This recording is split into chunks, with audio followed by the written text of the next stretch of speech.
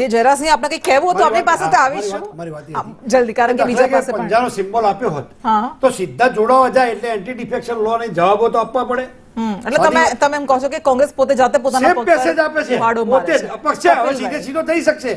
Okay, Bharatiya Janata પાર્ટીમાં મનક જોડાય તો એને કોઈ વીપ તો લાગુ પડતો જ નથી. એટલે આ કપિલભાઈ એવું કહેવામાં આવી રહ્યું છે કે કોંગ્રેસ જાતે જ પોતાનું અસ્તિત્વ ખતમ કરી રહી છે. પછી ભાજપનો દોષારોપણ કરે છે, એની સામે વાંધો છે, જાયનો વાંધો નથી. પણ પછી ભાજપ લઈ ગઈ, પૈસા નાખી દીધા, ફલાણા, એની સામે વાંધો છે કે તમે પોતે વ્યૂહરચનામાં નબળા પડો. હું કહું, પ્રદેશ સમિતિનું મારો પરમ મિત્ર છે, મારો ભાઈ છે નાનો, મારી જોડે વર્ષોથી કામ કર્યું છે, મેં તૈયાર કરેલો વ્યક્તિ છે. પૂછો એટલે બંનેના પ્રદેશ કોંગ્રેસનું માળખું છે. શક્તિસિંહ ગોહિલ સાહેબને આવે આજે ઓછામાં ઓછા 2-2.5-3 વર્ષ થવા આવ્યા, પ્રદેશ સમિતિનું માળખું છે, ખાલી પૂછો ખરા. ઓકે કપિલભાઈ, આ જે વાત છે બહુ મહત્વની વાત છે. ઓકે જવાબ લઈ લઈએ જયરાજસિંહ, કે ચહેરાઓ બદલાય, જ્યારે કોઈ નવો ચહેરો મુકાય ત્યારે એવી એક આશા જન્મે કે આ કોંગ્રેસમાં પ્રાણ ફૂંકશે, આ કોંગ્રેસમાં પ્રાણ ફૂંકશે, પણ પછી કંઈ થતું નથી અલ્ટિમેટલી. નહીં, કોંગ્રેસ પાર્ટી લગભગ 2000 થી વધુ સીટો પર સિમ્બોલ ઉપર લડી છે. કોંગ્રેસ પાર્ટી સિમ્બોલ ઉપર ઇલેક્શન આખી ચૂંટણી લડી છે અને સિમ્બોલ ઉપર લડનાર તમામ યોદ્ધાઓને મેં સલામ કરું છું. વાત મેં કરી પહેલા. વાત એ છે કે કોંગ્રેસ પાર્ટીનું માળખું છે કે નહીં. કોંગ્રેસ પાર્ટીનું માળખું આજે પણ ગુજરાત પ્રદેશ કોંગ્રેસ કમિટીનું મજબૂત માળખું છે. અમારી કોંગ્રેસ પાર્ટીની ટીમ છે, પ્રદેશ પ્રતિનિધિઓથી સહિત આ ચૂંટણીઓ જાહેર થઈ, પહેલા પ્રભારીઓની નિમણૂકો થઈ, ત્યાં સંગઠનો બનાવ્યા. ટૂંકમાં કોંગ્રેસ પાર્ટી મજબૂતીથી લડી રહી છે. શક્તિસિંહજી ગોહિલ અમારા પ્રમુખ બન્યા બાદ લોકસભાની ચૂંટણીમાં કોંગ્રેસ પાર્ટીનો ક્યાંક વોટ પર્સન્ટેજમાં ગ્રાફ વધ્યો હોય, બનાસકાંઠાની સીટ જીત્યા હોય, કોંગ્રેસ પાર્ટી ગુજરાતની અંદર ગ્રો કરી રહી છે. ચોક્કસથી વિપરીત સમય છે, વિપરીત પરિસ્થિતિઓ છે. કોંગ્રેસ પાર્ટી હાલ વિપરીત સમયથી ગુજરી રહી છે અને ક્યાંક ગુજરાતની અંદર અમે લોકો સુધી અમારી વાત ડિલિવર કરવામાં હાલ ઉણા ઉતરી રહ્યા છે. ક્યાંક ડિલિવર અમારી વાત પ્રોપરલી નથી પહોંચાડી શકતા. પણ કોંગ્રેસ પાર્ટીનું નેતૃત્વ એ મજબૂત નેતૃત્વ છે. આદરણીય શક્તિસિંહજી ગોહિલના નેતૃત્વની અંદર કોંગ્રેસ પાર્ટી દિવસે ને દિવસે મજબૂત થઈ રહી છે. કારણ કે બનાસકાંઠાની અંદર તમે જુઓ કે ગુજરાત 26-0 બાદ પહેલી બનાસકાંઠાની સીટ જીત્યા. ત્યારબાદ કોંગ્રેસ પાર્ટી કન્ટિન્યુઅસલી આગળ વધી રહી છે અને ગુજરાતની અંદર પણ કોંગ્રેસ પાર્ટીનું અમારું પીસીસીનું આખું માળખું મજબૂત છે. અને કોંગ્રેસ પાર્ટી અમે કહ્યું ને એમ કે અમે ક્યાંક હાર્યા છીએ તો ક્યાંક અમે મંથન કરીશું, હાર્યા છીએ તો ક્યાંક અમારી શું ભૂલ થઈ, ખામીઓ થઈ, શીખીશું. અમે કોંગ્રેસ પાર્ટી કે અમે હાર્યા છીએ, હતાશ નથી થયા. અને તમે કહો ને ફિનિક્સ પક્ષીની જેમ કોંગ્રેસ પાર્ટી, કોંગ્રેસ એક આંદોલન છે.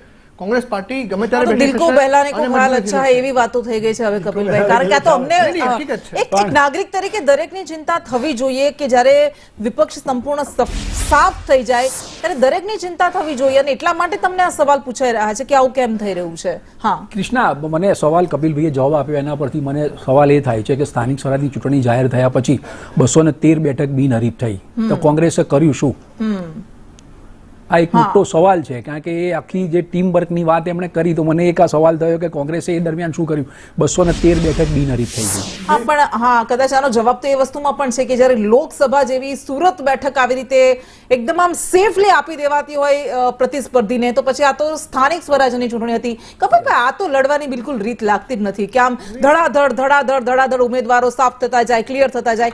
એક ઉમેદવાર તો એવું કહેતા હતા કે ટિકિટ લઈ લીધી, ઉમેદવાર ઘોષિત કરી દેવાયા કોંગ્રેસના, અને પછી ભાજપમાં જોડાતી વખતે એમ કહે છે કે ભાજપે ખૂબ સરસ કામ કર્યું છે. ભાજપે પછી શું કહેવાનું? વચ્ચે વાત કરું, આપણે ડિસ્ટર્બ નથી કરતો. પછી શું કહેવાનું? જેને કાલ તમે સિમ્બોલ આપ્યો છે, કાલ તમને ઉમેદવાર પસંદ કર્યો છે, પછી એમ કહેવાનું કે તો કચરો હતો. હા, એટલે એ તો આપણે અમદાવાદમાં પણ જોયું. અમદાવાદ પછી બીજા દિવસે ઘણા બધા 24 કલાકમાં જ એવું કહેવાનું. તમે જે વ્યક્તિ તમારી સાથે છે તમે તો શોકેસમાં મૂકો છો અને પછી એમ કહો કે કચરો ગયો. પહેલાં તો તમે નક્કી કરો કે દાખલા કે અમારા રાધનપુરની વાત ચાલતી હતી, હું આ પર્ટિક્યુલર એક ઇંચ મને ખબર છે રાજનીતિની, ઉત્તર ગુજરાતની. વિષ્ણુભાઈ ઝુલા, ખોડીદાન ઝુલા માજી મંત્રી હતા, એમના દીકરા છે વિષ્ણુભાઈ.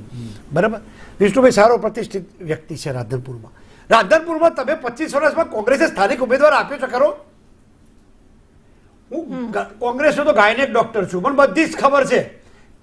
તમે કેટલા આયાથી ઉમેદવારો મૂક્યા? મારી વાત સમજો. તમે સ્થાનિક કોઈને મહત્વ આપ્યું છે ખરું? તમે તમારી આજુબાજુ ફરવાવાળા માણસોને શું સ્થિતિ છે? રાધનપુર નગરપાલિકા વ્યૂહાત્મક રીતે કોંગ્રેસ પાસે રહે.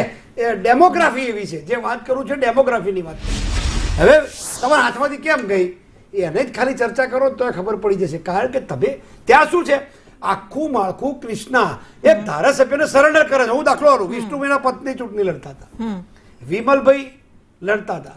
ગઈ વખતે નિરંજનભાઈ હાર્યા હતા ઉમરેઠથી. સમજો આ બધા ખાલી સેમ્પલ આપું છું. આમાં વ્યક્તિગત મારે કઈ લેવા દેવા નથી. બધા જોડે મેં 25 વર્ષ કામ કર્યું છે. સવાલ એ છે કે તમે ભરત સોલંકી એમનો જન્મદિવસ ઉજવ્યો અને 10,000 માણસો એમ કે ભેગા કર્યા. એટલે આ 10,000 માણસો અમિત ચાવડાની ચૂંટણી ભેગા કર્યા હોત તો જીતી જાત.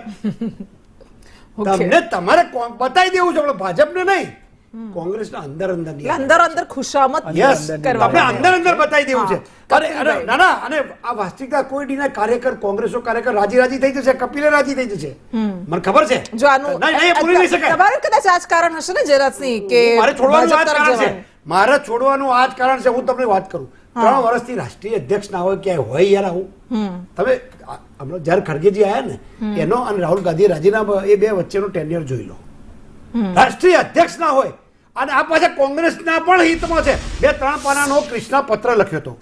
એ 3 પાનાના પત્રમાં ખાલી કોંગ્રેસ એના મેનિફેસ્ટોમાં લઈ લે ને તો એ ચૂંટણી જીતી જાય. કેમ જીતી જાય? કોંગ્રેસે પોતાના હાથમાં કપિલભાઈ પાસેથી ખાલી એનો મીટિંગ જવાબ કરવાની, પણ પછી એના અમલ નહીં કરવાનો. હા, શક્તિસિંહ ઠીક ગોહિલ છે. સજ્જન પ્રતિષ્ઠિત વ્યક્તિ છે. ઓકે. સંમત. કપિલભાઈ ઓકે, કહેતા હતા, ઓકે, સાથે જયરાજસિંહ, સમજતું. તમારી પાસે પણ ઘણું બધું કહેવાનું છે, આપણી પાસે તમારે સમય ઓછો છે. કપિલભાઈ, જે આરોપ છે, કદાચ બની શકે કે ઘણા બધા કાર્યકર્તાઓ હજુ પણ જે રાજીનામા આપવા ઈચ્છતા હશે, નેતાઓ, એમના મનમાં આ સવાલ મૂંઝવતો હશે. પણ એ વાત થઈ કે ઉમેદવાર ઘોષિત કરી દેવાય છે, એમને તો ટિકિટ આપી દેવાય છે અને પછી એ કહી દે છે કે ભાજપ તો બહુ સરસ કામ કરતી હતી, ભાઈ ટિકિટ દેવાઈ જાય પછી આવું કહેવાય છે. તો આ તો ખૂબ મોટી નબળાઈ છે. કૃષ્ણ, 2014 બાદ આ દેશની રાજનીતિમાં બદલાવ આવ્યો છે. 2014 બાદ આ દેશની રાજનીતિમાં જે પ્રકારે જોડ તોડ, ખરીદ વેચાણ, એક પોલિટિક્સને મજાક બનાવી દીધી. પૈસાને મતલબ પૈસાના પાવરથી, સત્તાના પાવરથી કઈ રીતે વિપક્ષી પાર્ટીને તોડી શકાય એનો એક આખો ટ્રેન્ડ ભારતીય જનતા પાર્ટીએ સેટ કર્યો છે. લોકસભાના ઉમેદવારને કઈ રીતે તોડ્યા અને કઈ રીતે ખરીદ્યા કે કઈ રીતે કર્યું ઓપરેશન એ જોયું. હવે વિચારો તમે કે આ તાલુકા પંચાયતની પેટા ચૂંટણી હોય, નગરપાલિકાનો એક નાનો કાર્યકર્તા લડતો હોય અને એને ભારતીય જનતા પાર્ટીની સરકાર કે ધારાસભ્ય લેવલના વ્યક્તિઓ, મંત્રી લેવલના વ્યક્તિઓ એને ડરાવે, ધમકાવે, ટૂંકમાં ઘણા કાવતરાઓ થતા હોય અને એ આખું ઓપરેશનો પાર પડતા હોય છે. એટલે હું એમ કહું છું કે ભારતીય જનતા પાર્ટી જો ખરેખરમાં વિકાસ કર્યો હોય, ખરેખરમાં કામ કર્યા હોય તો કામના નામે મત માગે ને. કેમ કોંગ્રેસ પાર્ટીના ઉમેદવારોને ખરીદે, તોડે ને ભારતીય જનતા પાર્ટીમાં લઈ જાય છે? તમે 30 વર્ષ સત્તામાં છો, પંચાયતથી પાર્લામેન્ટ સુધી રાજ છે તમારું, તો તમે લોકોને કામના નામે મત માંગો ને. કોંગ્રેસના લોકોને કેમ લઈ જવા પડે છે? તમે એમ કહો છો કે ભારતીય જનતા પાર્ટી લઈ જાય છે, પણ આ તો એવું થશે ને કે કોંગ્રેસ સાફ થઈ જશે અને ત્યારબાદ તમે એવું કહેશો કે ભારતીય જનતા પાર્ટીએ ખતમ કરી, પણ એમાં કોંગ્રેસના વજૂદની વાત છે. કૃષ્ણા, કોંગ્રેસ પાર્ટી દેશની અંદર મજબૂત છે. દેશના વિપક્ષના નેતા રાહુલ ગાંધી મજબૂતીથી દેશના લોકોનો અવાજ સંસદની અંદર ઉઠાવી રહ્યા છે. સડકથી લઈને સંસદ સુધી દેશની અંદર કોંગ્રેસ નો જે ગ્રાફ 2014માં ડાઉન થયો હતો ત્યાંથી અત્યારે 2024 સુધીમાં અપ જ થયો છે અને કોંગ્રેસ પાર્ટી ધીરે ધીરે ગ્રો કરી રહી છે અને કોંગ્રેસ પાર્ટી સાથે લોકો જોડાઈ રહ્યા છે. 2014 મૂકી રહ્યા છો. નહીં, સમજો કે એક પોઈન્ટ હોય, એ પોઈન્ટથી કોંગ્રેસ પાર્ટી કન્ટિન્યુઅસલી ગ્રો કરી રહી છે.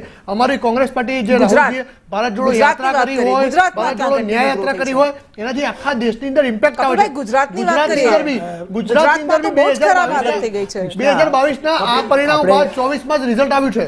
24માં બનાસકાંઠાની સીટ કોંગ્રેસ પાર્ટી જીતી છે. બીજી સીટો પર મતની ટકાવારીમાં વધારો થયો છે. કહ્યું હતું કે દિલકુ બેલારી કો ખ્યાલ અચ્છા હે જો છે. આવીશું બ્રેકનો સમય થઈ ગયો છે. જયરાજસિંહ માફ કરશો, આવીશું આપના બધાની વાત મૂકવાનો મોકો મળશે, પરંતુ એક બ્રેક માટે રોકાઈશું. જોતા રહો સંદેશ ન્યૂઝ.